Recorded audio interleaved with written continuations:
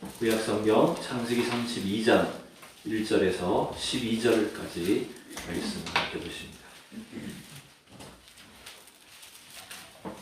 우리 하나님 말씀을 함께 공독하겠습니다. 야곱이 길을 가는데 하나님의 사자들이 그를 만난지라. 야곱이 그들을 볼 때 이르기를 이는 하나님의 군대라 하고 그 땅 이름을 마하나임이라 하였더라. 야곱이 세일 땅 에돔 들에 있는 형 에서에게로 자기보다 앞서 사자들을 보내며 그들에게 명령하여 이르되 너희는 내 주 에서에게 이같이 말하라. 주의 종 야곱이 이같이 말하기를 내가 라반과 함께 거류하며 지금까지 머물러 있었사오며 내게 소와 나귀와 양떼와 노비가 있으므로 사람을 보내어 내 주께 알리고 내 주께 은혜 받기를 원하나이다 하라 하였더니 사자들이 야곱에게 돌아와 이르되 우리가 주인의 형제 에서에게서 이른즉 그가 400명을 거느리고 주인을 만나려고 오더이다. 야곱이 심히 두렵고 답답하여 자기와 함께 양과 소와 낙타를 굿대로 나누고 이르되 에서와 와서 한때를 치면 남은 한때는 피하리라 하고 또 야곱이 이르되 내 조부 아브라함의 하나님 내 아버지 이삭의 하나님 여호와여 주께서 전에 내게 명하시기를 내 고향 내 족속에게로 돌아가라. 내가 내게 은혜를 베풀리라 하셨나이다. 나는 주께서 주의 종에게 베푸신 모든 은총과 모든 신실하심을 조금도 감당할 수 없사오나 내가 내 지팡이만 가지고 이 요단을 건넜더니 지금은 두 때나 이루었나이다. 내가 주께 간구하오니 내 형의 손에서 에서의 손에서 나를 건져내시옵소서. 내가 그를 두려워하면 그가 와서 나만의 처자들을 칠까 겁이 나기 때문이니이다. 주께서 말씀하시기를 내가 반드시 내게 은혜를 베풀어 내 씨로 바다에 셀 수 없는 모래와 같이 많게 하리라 하셨나이다. 아멘. 날씨가 오늘은 많이 풀렸습니다. 많이 따뜻해져서 또 이렇게 눈도 녹고 있는데 또 이런 날씨에는 여러분 또 실내가 더 추워요. 밖이 좀 따뜻해지면 실내가 더 춥게 느껴지더라고요. 그래서 이게 기온이 이렇게 많이 왔다 갔다 하다 보면 오히려 이 감기가 걸리기가 쉬운 것 같아요. 그래서 이 날씨 가운데 우리가 건강하게 또 하나님 은혜 가운데 이 시간들을 또 잘 보내는 우리 모두가 되었으면 좋겠습니다. 오늘은 이제 창세기 32장 말씀을 함께 살펴보려고 합니다. 32장 한 2번 정도 나누어서 말씀을 살펴보려고 하는데 오늘은 이제 이 야곱이 형 에서를 만나게 되는 그 과정들을 그 전까지의 과정들을 함께 우리가 살펴보도록 하겠습니다. 이 창세기 31장에서 야곱은 이제 외삼촌 라반의 집을 떠나서 고향으로 돌아가게 됩니다. 지난 시간에도 우리가 살펴봤지만 이 고향 땅으로 돌아가기 위해서 반드시 해결돼야 될 두 가지 여러분 조건이 있었다면 뭐가 있었을까요? 야곱이 순탄하게 고향 땅으로 돌아가려면 두 가지의 조건이 해결이 돼야 되는데 첫 번째는 외삼촌 라반이 야곱을 순순히 보내줘야 된다는 것이었습니다. 그 다음에 두 번째는 뭐죠? 네, 형 에서가 이 야곱을 복수하지 않고 그 야곱을 용서를 해주든지 야곱이 이렇게 손해를 배상을 해주든지 아무튼 형과의 문제가 해결이 돼야 된다는 것이었습니다. 이 31장에서는 어쨌든 이 외삼촌 라반에게서 몰래 이 부인과 자식들과 재산을 다 몰래 가지고 야반 도주를 했죠. 그 과정에서 이제 나중에 외삼촌한테 걸려가지고 잡히기도 했지만 이러이러한 과정을 거쳐서 겨우겨우 아슬아슬하게 이 외삼촌으로부터 벗어날 수가 있었습니다. 다행스럽게도 하나님께서 이 라반에게 개입을 하셔서 라반의 꿈속에서 말씀하시면서 너는 선악간에 이 야곱에게 하지 말라, 말하지 말라라고 개입하심으로 인해서 이 라반이 그 야곱에게 함부로 하지 못했죠. 그리고 이미 야곱이 어느 정도 더 큰 세력을 많이 형성했기 때문에 이 라반도 어떻게 보면 자기가 야곱에게 도리어 위협을 당할 수도 있는 입장이었습니다. 그래서 둘 사이에 원만하게 조약을 맺고 그리고 나서 이제 헤어지는 장면이 이제 31장의 내용이었던 걸 볼 수가 있었습니다. 어쨌든 야곱은 이제 한 고비를 넘겼는데 이 산 넘어 산이라고 한 산을 넘었더니 더 큰 산이 이제 기다리고 있죠. 더 큰 어려움이 이제 남아있죠. 그래서 야곱은 요단강을 건너서 이제 가나안 땅으로 들어가야 되는 그런 여정 가운데 있었는데 이 두 번째 어려움은 두려운 것은 더 큰 문제는 뭐냐면 이제 야곱이 아버지와 형 에서를 속이고 말하자면 형에게 사기를 치고 그렇게 도망쳐 왔기 때문에 이 고향으로 돌아가는 일들이 그렇게 만만한 일들이 아니었다는 거예요. 여러분 야곱이 20년 전에 고향집을 떠나올 때 어머니 리브가가 뭐라고 하면서 보냈냐면 네 형 에서가 너를 죽이려고 하니까 너는 빨리 도망쳐라. 내가 오늘 이 두 아들 다 잃어버릴 수가 없으니 너는 외삼촌 집에 가서 머물고 있으면 내가 이 에서의 마음이 누그러진 뒤에 내가 다시 부르겠다라고 이야기를 했어요. 근데 안 불렀어 엄마가. 20년 동안 아무 연락이 없었어요. 그러니 이 에서의 마음이 지금 어떤지 알 수가 없는 거예요. 에서가 계속해서 복수의 칼을 갈고 있는지 어쩐지 상황을 잘 모르는 가운데서 야곱은 지금 이제 가나안 땅으로 들어와야 되는 것 같아요. 아마도 이 에서는 여전히 그 동생에 대한 어떤 복수심, 원한 같은 것들을 많이 갖고 있었으리라고 생각이 듭니다. 그런 상황 가운데 그런 두려운 마음이 있는 가운데 오늘 야곱은 놀라운 영적 체험을 하는 것으로 오늘 이 32장이 시작을 하게 되죠. 우리 1절, 2절을 다시 한번 읽어보겠습니다. 32장 1절, 2절 시작. 야곱이 길을 가는데 하나님의 사자들이 그를 만난지라. 야곱이 그들을 볼 때에 이르기를 이는 하나님의 군대라 하고 그 땅 이름을 마하나임이라 하였더라. 아멘. 이 하나님의 사자들, 하나님의 천사들을 이제 야곱이 그곳에서 경험을 하게 됩니다. 근데 좀 표현이 재밌긴 하죠. 야곱이 보았다라고 하지 않고 하나님의 사자들이 야곱을 만났다라고 이렇게 표현을 합니다. 독특하게도 어쨌든 그 하나님이 보내신 천사들, 그 사자들을 이 야곱이 목격을 했고, 다행스럽게 야곱은 그들이 누군지를 이제 알아봤죠. 그래서 그들을 누구라고 표현을 합니까? 2절에 보니까 이는 하나님의 군대라고 이렇게 표현을 합니다. 여기서 이제 군대라고 하는 이 단어에서 이 단어가 이제 마하네라고 하는 단어를 쓰게 되는데 한번 따라해 볼까요? 마하네. 네. 그래서 이 마하네에서 뭐가 나왔을까요?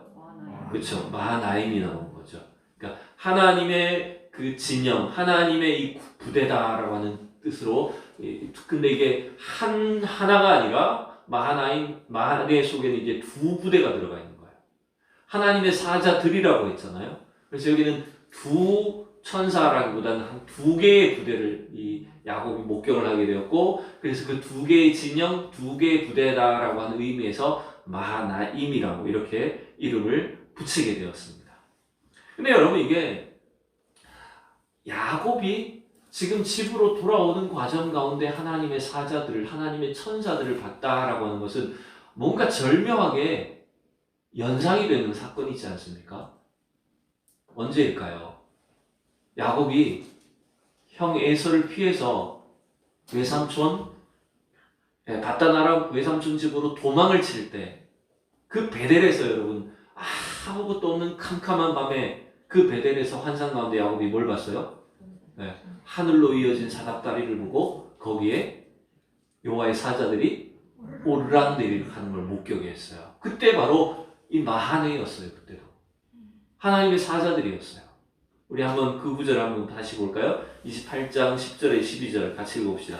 야곱이 부엘세바에서 떠나 하란으로 향하여 가더니 한 곳에 이르러는 해가 진지라. 거기서 유숙하려고 그곳에 한 돌을 가져다가 베개로 삼고 거기 누워 자더니 꿈에 본즉 사닥다리가 땅 위에 서 있는데 그 꼭대기가 하늘에 닿았고 또 본즉 하나님의 사자들이 그 위에서 오르락내리락 하고. 참 하나님 절묘하시죠. 야곱이 외삼촌 집으로 도망칠 때 그때 이 여호와의 사자들을, 하나님의 사자 천사들을 만나게 하셨어요.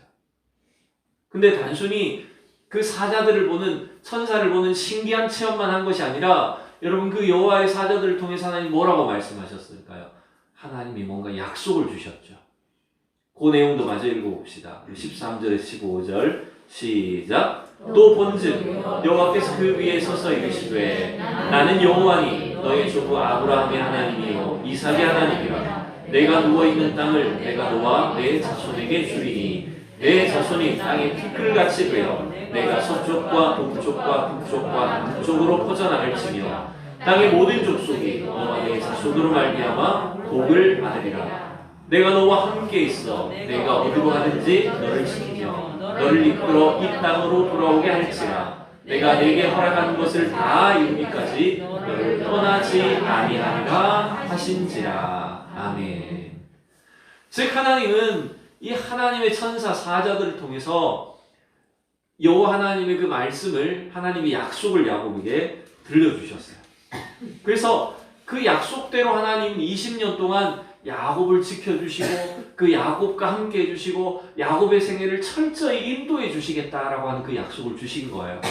근데 또 절묘하게도 20년 후에 야곱이, 같은 장소는 아니에요, 같은 베델은 아니지만 야곱이 외삼촌 집으로 돌아가는 그 과정에 가장 불안하고 두려운 순간, 가장 지금 막 겁이 나고 어찌해야 할지 알지 못하는 그 순간에 하나님이 여호와의 사자들을 보내시고 하나님의 군대를 야곱에게 보여주시면서 결국 이 하나님의 사자 군대를 보여주신 이유가 뭘까요? 야곱에게 뭘 생각나게 하신 걸까요?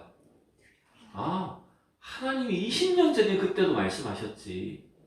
그리고 또 자기는 잊어버렸지만 20년 동안 어떻게 보면 문득문득 기억은 났을지라도 사실은 잊고 살았어요. 외삼촌 집에 거의 노예 생활하면서 외삼촌의 착취를 당하면서 그 고난 속에서 사실은 20년이 훌쩍 흘러갔는데 지금 돌아보니까 지금 이 여호와께서 하나님의 군대, 하나님의 사자를 통해서 생각나게 하시는 게 뭐예요? 하나님이 20년 동안 그 약속을 지키셨구나. 하나님이 20년 동안 나와 함께 하셨구나. 야곱에게 이걸 깨닫게 하시는 거예요. 여러분, 그러니 우리는 이 야곱의 생애를 통해서 이 하나님께서 이렇게 야곱에게 믿음을 심어주시고 그 믿음을 자라게 하시고 가르쳐 주시는 것들, 여러분 우리에게 동일하게 하나님이 일하고 계시고 역사하시는 줄로 믿습니다. 어쨌든 야곱은 이 일들을 통해서, 이 신비한 일들을 통해서 하나님이 주시는 그 은혜와 약속을 되새길 수가 있었어요. 그런데 문제는 뭐냐면 형 에서에 대한 무서움이 사라지질 않는 거예요. 이게 너무 큰 거예요, 지금. 형에 대한 두려운 마음, 무서운 마음이 너무 크다 보니까 지금은 제가 설교를 통해서 이 두 1절과 2절, 이 두 구절을 가지고 20년 전에 하나님께서 그렇게 말씀하셨고 그때도 여호와의 사자가 나타났다는 걸 우리는 이렇게 성경을 통해서 살펴보지만 우리 이 32장의 내용만을 놓고 보면 야곱이 그걸 좀 잊어버린 듯해요. 바로는 생각이 나지 않는 것 같아요. 왜냐하면 그냥 1절, 2절로 끝이 나버렸어요. 그리고 야곱은 어떻게 할까요? 제가 자막은 없지만 여러분 3절을 보면 어떻게 할까요? 야곱이 세일 땅 에돔들에 있는 형 에서에게로 자기보다 앞서 사자들을 보내니라. 모르겠어요. 하나님의 사자들을 야곱한테 보내주셔가지고 그랬는지 야곱도 자기도 사자를 보냅니다.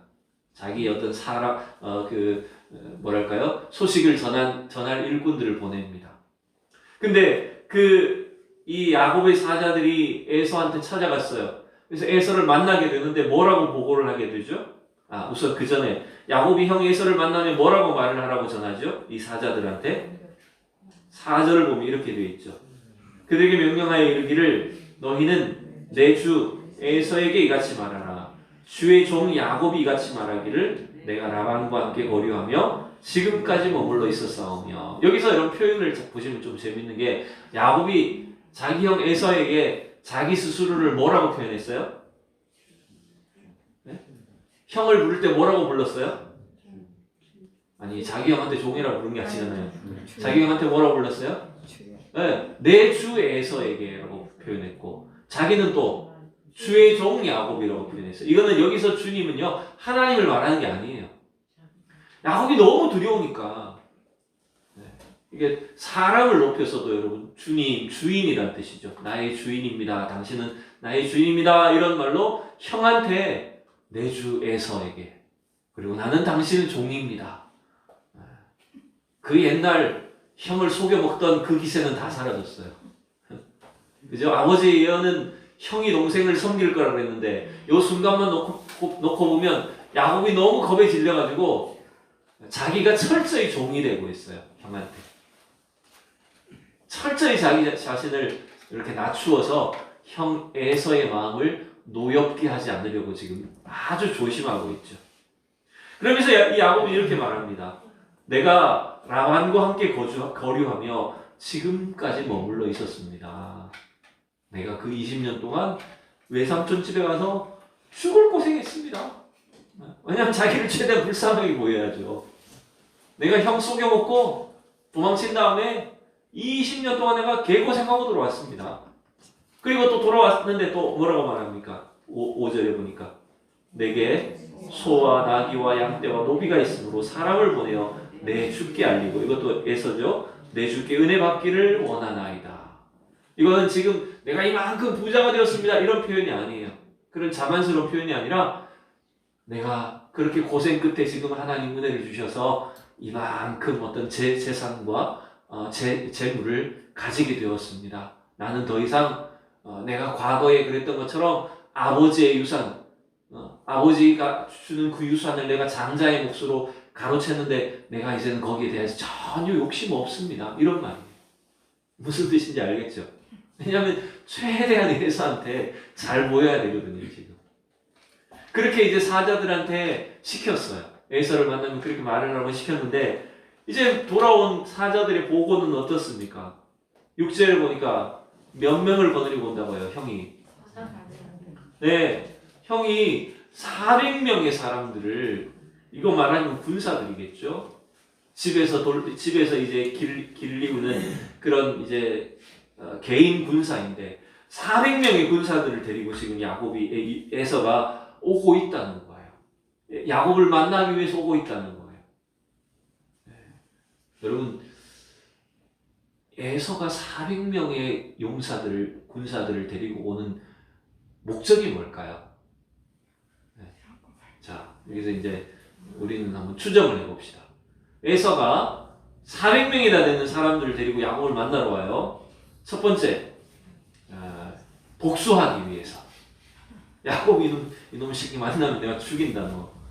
이렇게 야곱을 혼내주고 복수하기 위해서 400명을 데리고 오는 것 같다. 두 번째, 아니다.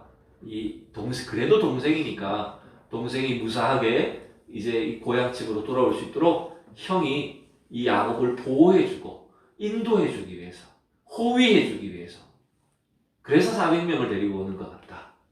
아니면 세 번째는 이 에서가 뭔가 자기의 세력을 과시하기 위해서 400명이나 되는 사람들을 데리고 오는 것 같다. 여러분, 어떤 거라고 생각됩니까? 1, 2, 3번 중에. 네? 다시 잊어버렸어요, 지금 벌써. 1번, 복수하기 위해서. 동생한테 복수하기 위해서 400명 데리고 온다. 두 번째, 아니야, 동생을 호위해주고 에스코트해주기 위해서. 그 다음 세 번째는 뭐라고요? 자기의 이 세력을 동생에게 과시하기 위해서 데리고 온다. 어떤 것 같아요? 정답은 없어요. 네. 성경에 대답이 없기 때문에. 그냥 저는 제 스스로 이 질문을 해봤어요. 에서는 어떤 마음일까? 에서는 과연 동생을 이때 용서를 했을까? 아마 반반일 것 같아요.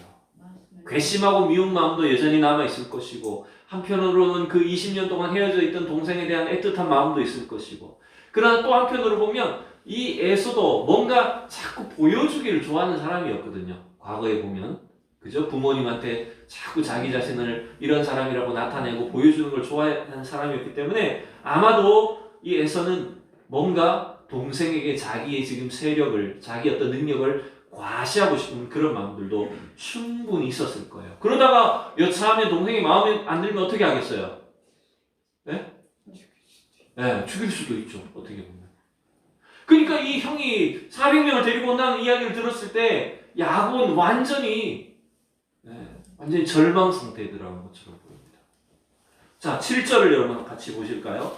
7절만 읽어봅시다. 시작. 야곱이 심히 두렵고 답답하여 자기와 함께 동행한 자와 양과 소와 낙타를 들대로 나누고, 우선 야곱은 그 형이 지금 400명의 용사를 데리고 온다는 소식을 들었을 때 완전히 두려움과 공포에 휩싸이고 말았습니다.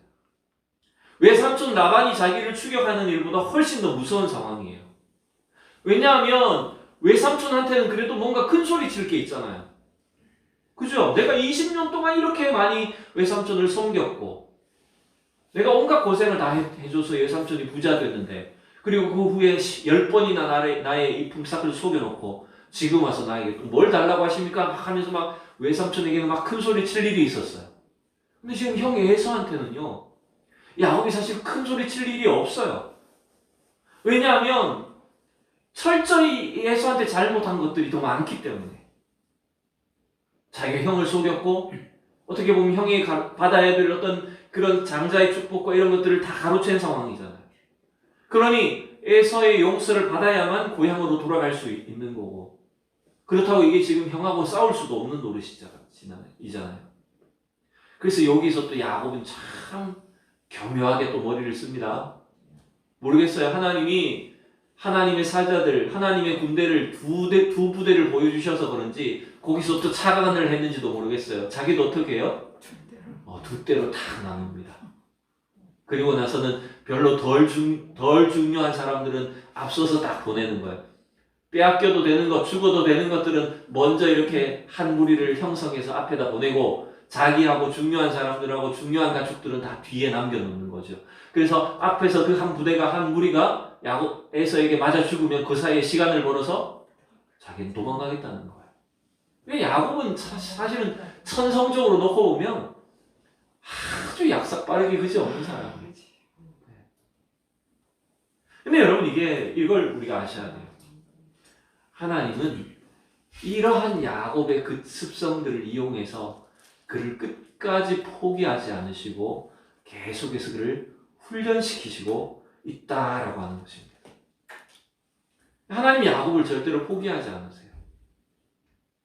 이 야곱의 생애를 통해서 가만히 우리의 삶을 좀 반추해 보면, 야곱의 생애를 좀 우리가 살펴보면, 하나님은 우리를 훈련시키시고 우리를 만들어 가실 때 우리의 어떤 행동과 우리의 말과 우리의 어떤 주장들을 뭔가 반드시 그 대가를 지불하게 하시는 것처럼 보일 때가 있습니다.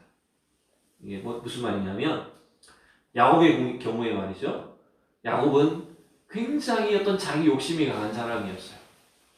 그래서 자기가 원하는 것을 얻기 위해서는 어떤 수단과 방법을 가리지 않아도 그것들을 꼭 성취해내고야만은 그런 사람이었어요.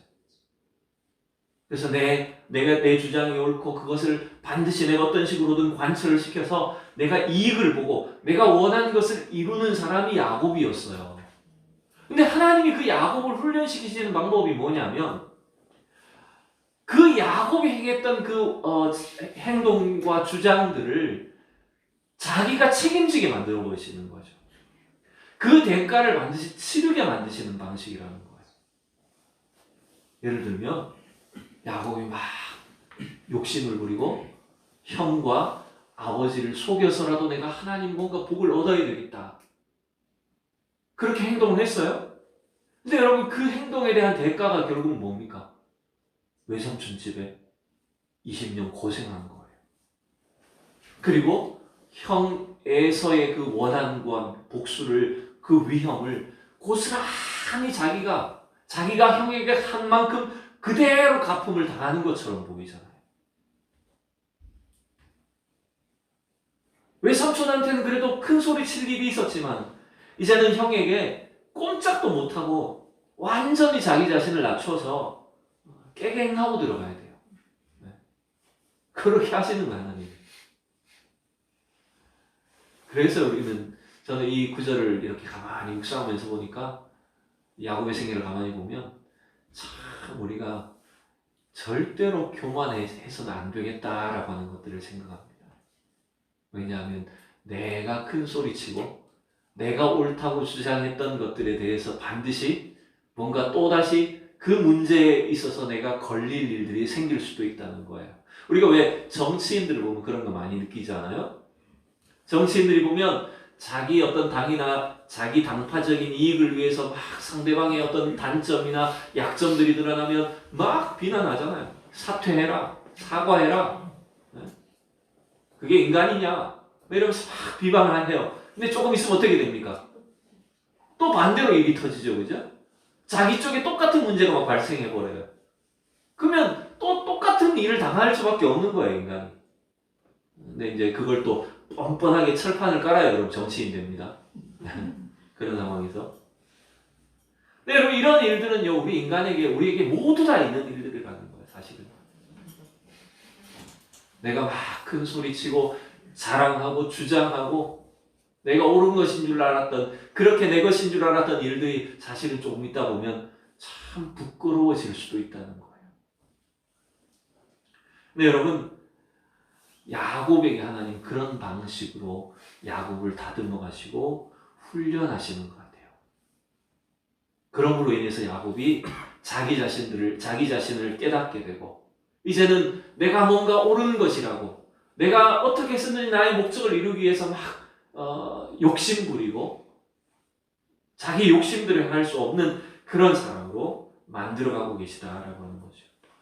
그래서 하나님은 이 야곱을 철저한 훈련 가운데로 지금 인도하신다라고 보여집니다. 여러분, 어떻게 보면 우리가 이것이 힘겨울 수 있고, 참 왜 이런 일을 하나님 우리에게 겪게 하실까 이해되지 않는 상황들도 있을 수 있지만, 여러분, 하나님은 이런 방식을 통해서 우리의 인생을 다듬고 계시고 훈련하고 계시고, 또 하나님의 축복을 담을 그릇으로 우리를 다듬어가고 계신 줄로 믿습니다. 그래서 야곱은 어떻게 보면 지금 이런 막다른 코너 상황에 막 몰리는 겁니다. 자기가 형에게 했던 일에 대해서 그대로 반대로 지금 고난을 당하는 거죠. 그래서 야곱은 막 여전히 인간적으로 머리를 씁니다. 자기의 이 무리를, 가축과 사람들을 두 대로 나누어서 어떻게 이것을 피해볼까? 어떻게 이 문제를 내가 해결해볼까? 머리를 쓰고 막 고민을 하고 밤잠을 자지 못하지만 사실은 방법이 별로 없어요. 그래서 결국 오늘 야곱이 마지막에 결국 그가 하는 일이 뭘까요? 최후의 여러분 선택과 방법이 여러분 뭘까요? 그것은 바로 하나님께 기도하는 일이었어요. 네. 결국 이건 하나님께 항복할 수밖에 없는 거지. 그래서 오늘 9절부터 이제 12절이 야곱의 기도의 내용이 기록되어 있는 걸 볼 수 있습니다. 이 창세기를 쭉 읽어보면, 야곱의 생애와 관련해서 성경을 읽어보면 하나님이 야곱의 생애에 나타나셔서 어떤 계시를 주시고 언약을 말씀해 주시고 하나님의 어떤 음성을 들려주시고 이런 일들은 참 많이 있었어요. 베델에서부터 쭉 가면서 그런 일들이 많아요. 나중에 애굽에 내려갈 때까지. 근데 한 번도 야곱이 하나님 앞에 엎드려서 기도했다는 내용은 사실은 별로 없어요. 이 구절이 유일해요. 야곱이 하나님 앞에 이렇게 자기 말로 기도를 드린 내용은요, 오늘 우리가 읽은 32장이 거의 유일해요. 그만큼 야곱은 절박한 상황이 되어버렸다는 겁니다. 완전히 하나님 앞에 자기 자신의 이 절망적인 상황을 고백할 수밖에 없게 되어버렸다는 거죠. 이게 사실은 은혜죠. 하나님께서 야곱을 이렇게 인도하시는 것 자체가 은혜다라고 하는 것입니다. 사람이 어려우면 여러분 뭘 찾을까요? 제일 먼저. 우리는 하나님을 찾는 게 맞지만 보통 사람들이 어려우면 뭔가 나를 도와줄 사람을 찾습니다. 내 문제를 해결해 줄 수 있는 사람, 어떤 권력을 가진 사람, 돈이 있는 사람, 나의 문제를 해결해 줄 수 있는 어떤 능력이 있는 사람, 그런 사람을 찾습니다. 돈을 빌리든지 뭔가 이걸 막 권력을 가지고 해결해 주든지 그런 일을 해줄 수 있는 사람을 찾습니다. 근데 여러분 결국 이도 저도 해보다가 안 되면 어떻게 할까요? 우리는 하나님 찾지만 하나님 안 믿는 사람은 하나님 못 찾아요. 그래도 이도 저도 해보다가 안 되면 절망합니다. 처절하게 절망을 해버립니다. 결국 아무것도 할 수 없으면 모든 것들이 다 이제 포기 상태가 되고 절망하게 되면 그제서야 어떻게 하냐면 겨우 이게 뭐 좀 지푸라기도 잡은 심정으로 기도라도 해볼까? 겨우 이 생각할지 모르는 거예요. 여러분 결국 우리가 이 야곱의 모습을 통해서 또 성경의 인물들을 통해서 배워야 될 일은 여러분 망하기 전에 기도하는 게 사실은 더 나은 겁니다. 이렇게 망한 뒤에 기도하면 그만큼 더 고생을 많이 해야 되는데, 그죠? 기도도 이것저것 해보다가 안 되면 마지막에 새벽기도 나오면 안 되고 평소에 새벽기도를 다녀야 됩니다. 그래서 목회자들은 그런 게 있습니다. 어떤 성도들이 새벽기도 잘 안 나오던 성도가 갑자기 새벽기도 나오면 겁납니다. 저 집에 지금 무슨 일이 있구나. 나오던 사람이 안 나오는 것보다 안 나오던 사람이 안 나오면 그게 더 겁나는 문제가 되어버리는 거예요. 여러분, 우리는 문제가 있어서 기도하는 것이 아니라 기도함으로 말미암아 문제를 이겨내는 사람들이 되기를 축복합니다. 네. 그래서 우리는 날마다 사실은 하나님 앞에 이 기도로 나아가고 하나님을 의지하는 것이 항상 기본이 되어야 되는 거죠. 오늘 야곱은 이제 이 완전히 코너에 몰리고 절망적인 상황이 되어서야 하나님 앞에 기도합니다. 근데 이 야곱의 기도가 그렇게 참 어떻게 보면 막다른 골목에서 드린 기도이긴 하지만 굉장히 중요한 기도의 내용을 우리에게 가르쳐주고 있어요. 우리가 그 야곱의 기도를 마지막으로 함께 좀 살펴봅시다. 우리 9절 먼저 읽어봅시다. 시작. 야곱이 또 이르되 내 조부 아브라함의 하나님 내 아버지 이삭의 하나님 여호와여 주께서 전에 내게 명하시기를 내 고향 내 족속에게로 돌아가라. 내가 내게 은혜를 베풀리라 하셨나이다. 아멘. 야곱은 하나님의 이름을 부를 때 뭐라고 부르고 있습니까? 조부 아브라함의 하나님, 아버지 이삭의 하나님. 사실 뭐 이게 당연한 것일 수도 있겠죠. 뭐 절박하다 보면 사돈의 8촌의 하나님까지 다 나올 수도 있겠죠. 근데 여러분 이것은 뭘 의미하냐면 이 야곱은 지금 하나님께서 아브라함에게서 이삭으로 그리고 야곱에게로 주신 그 하나님의 언약을 붙잡는 거예요. 하나님은 이 하나님께서 택하신 백성들을 통해서 반드시 그 말씀을 약속을 이루시는 분이시다라고 하는 것들을 믿는 거죠. 그래서 그 언약의 하나님을 고백하는 겁니다. 그리고 그 다음 10절을 봅시다. 시작. 나는 주께서 주의 종에게 베푸신 모든 은총과 모든 진실하심을 조금도 감당할 수 없사오나 내가 내 지팡이만 가지고 이 요단을 건넜더니 지금은 2때나 이루었나이다. 아멘. 여러분 이건 야곱이 하나님께서 자기에게 베푸신 은혜들을 인정하고 감사를 고백하는 겁니다. 어떻게 보면 굉장히 교만해지기 쉽죠. 야곱이 아까도 말했듯이 내가 아무것도 없이 외삼촌 집에 가서 20년 그렇게 개고생을 하고 수고했는데 내가 노력해서 이만큼 내가 부자 되어서 돌아온다. 이런 마음 가지면 굉장히 교만해지기 쉬워요. 근데 지금 이 막다른 코너에 몰려서 가만히 보니 야곱이 인정하는 거죠. 하나님께서 나에게 이 모든 것들을 베푸셨습니다. 이 모든 것들이 하나님 나에게 주신 은혜입니다. 라고 감사를 고백하는 거예요. 하나님께 인정하는 거예요. 그리고 나서 이제 야곱은 이제 자기의 진짜 필요를 고백합니다. 간구합니다. 11절 시작. 내가 주께 간구하오니 내 형의 손에서 에서의 손에서 나를 건져내시옵소서. 내가 그를 두려워하면 그가 와서 나와 내 처자들을 칠까 겁이 나기 때문입니다. 아멘. 이제 야곱은 하나님 앞에 자기의 지금 이 두려움을 솔직하게 고백을 합니다. 자기의 이 절망적인 상황을 하나님 앞에 그대로 표현을 합니다. 구체적으로 간구하죠. 하나님, 형 에서의 손에서 나를 건져내십시오. 나와 내 처자식은 다 죽어도 나만 건져내십시오. 이런 건 아닙니다만 아무튼 지금 자기가 막다른 상황에 처해 있는 이 절망적인 상황을 고백하고 구체적으로 하나님 앞에 자기를 도와주시라고 간구하고 있는 걸 여러분 볼 수가 있습니다. 그리고 이제 야곱 마지막으로 뭘 근거로 하고 있을까요? 12절 읽어봅시다. 시작. 주께서 말씀하시기를 내가 반드시 내게 은혜를 베풀어 내 씨로 바다에 셀 수 없는 고래와 같이 많게 하리라 하셨나이다. 결국 야곱은 뭘 기억합니까 지금? 뭘 근거로 하나님 앞에 기도할 수 있을까요? 아까 우리가 창세기 28장에서 봤던 것처럼 베델에서 말씀하셨던 하나님, 베델에서 하나님께서 주셨던 그 약속, 하나님의 그 말씀, 그것을 근거로 해서 하나님 앞에 간구하는 거예요. 하나님 말씀하셨잖아요. 그때 나에게 약속하셨잖아요. 하나님 그 일들을 이루어 주세요. 물론 하나님은 20년 동안 그 일을 하고 계셨습니다. 야곱과 함께 하셨습니다. 앞으로도 이 일들을 함께 하실 겁니다. 근데 여러분, 우리가 기도한다는 것은 하나님이 안 들어주셨기 때문에 기도한다라기보다는 우리가 그 하나님의 약속을 더 선명하게 붙잡기 위해서 여러분 기도해야 되는 거예요. 그리고 또 우리가 어떻게 보면 이렇게 야곱이 사실 하나님 앞에 큰 소리 칠 수 없는 부끄러운 인간이잖아요. 우리가 야곱뿐만 아니라. 그럼에도 불구하고 우리가 하나님 앞에 기도할 수 있는 그 확실한 근거는 뭐냐면 하나님의 말씀 때문이에요. 하나님 약속 때문이에요.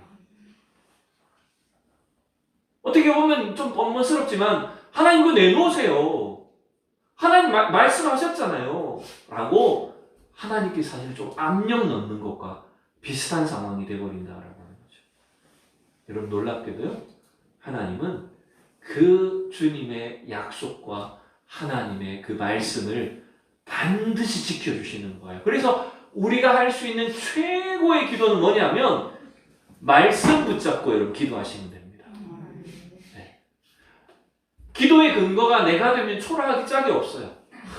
우리가 얼마나 부족한 존재입니까? 인생이 얼마나 사실은 부끄럽습니까? 얼마나 연약합니까? 그런데 우리는 부족하고 연약하지만 하나님 오늘 나는 성경에 주신 이 말씀을 나에게 말씀하신 것을 반드시 이루시는 줄로 믿습니다. 라고 여러분 그 말씀 약속을 붙잡고 기도하셔야 돼요. 그러면 하나님은 하나님의 방법으로 하나님의 능력으로 주님의 때에 맞게 우리에게 그 일들을 이루어 가시는 줄로 믿습니다. 여러분 그래서 놀랍게도요. 이 야곱은 이 창세기 32장에서 이 장소가 32장이 길지만 거의 한 장소예요. 요단강을 건너기 전에 그 약복강이라고 하는 그 장소인데 이름만 여러 개가 붙어있죠. 마하나임이라고도 붙였고 약복강 나루로 나오고 약복나루로도 나오고 또 나중에 그게 뭡니까? 하나님의 얼굴 브니엘이라는 장소가 되기도 하죠. 이 여러 개의 이름이 붙지만 결국 이 밤에 이 기도의 시간들을 통해서 야곱은 결국 이제는 이전과 이후가 완전히 달라진 사람. 물론 뭐 아직도 여전히 훈련돼야 되겠지만 그렇게 변화된 인생으로 살게 되는 걸 볼 수가 있습니다. 여러분 오늘도 이 야곱의 생애 속에 역사하신 하나님을 붙잡을 수 있기를 축복합니다. 아멘. 어쩌면 우리는 이 세상을 살고 있을 때 우리가 생각지 못한 고통과 두려움과 절망과 위협이 다가올 수도 있습니다. 우리도 연약한 인간인지라 그런 두려움이 찾아오면 절망과 고통이 찾아오면 전혀 하나님의 약속도 생각나지 않고 다 잊어버린 것처럼 될지도 모릅니다. 야곱처럼 여전히 인간적인 방법을 써서 뭔가 이 일을 해결하고 할 수도 있습니다. 그러나 여러분 하나님은 절대로 야곱을 포기하지 않으신 것처럼 저와 여러분을 포기하지 않으십니다. 그런 상황을 통해서도 우리를 훈련시켜 주시고 우리를 다듬어 가셔서 하나님이 계획하신 하나님이 약속하신 그 축복의 그릇으로 저와 여러분을 만들어서 사용하시는 줄로 믿습니다. 그 일을 신뢰하며 이제 2021년도 이 한 해 동안에도 하나님 앞에 점점 가까이 가는 이 야곱의 생애를 통해서 주신 축복과 은혜를 우리가 함께 누리는 우리 성도들과 우리 교회와 가정이 될 수 있기를 축복합니다. 기도하겠습니다. 거룩하신 하나님, 크신 은혜를 감사합니다.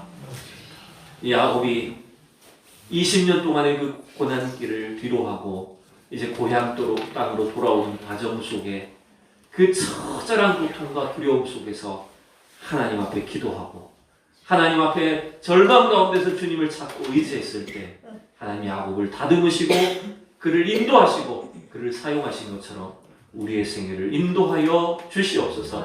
이 코로나의 이 위기가, 이 절망과 고통과 두려움이 오히려 하나님을 견고하게 붙잡는 계기가 되게 하여 주시옵시고, 하나님 약속의 말씀을 의지하여 기도하며 하나님 주신 힘과 능력으로 이 어려움을 이겨내고 승리하는 우리 모든 성도들이 되게 하여 주시옵소서. 감사하며 예수님의 이름으로 기도하옵나이다. 아멘. 우리 좌우로 인사 나눕니다. 사랑하고 축복합니다.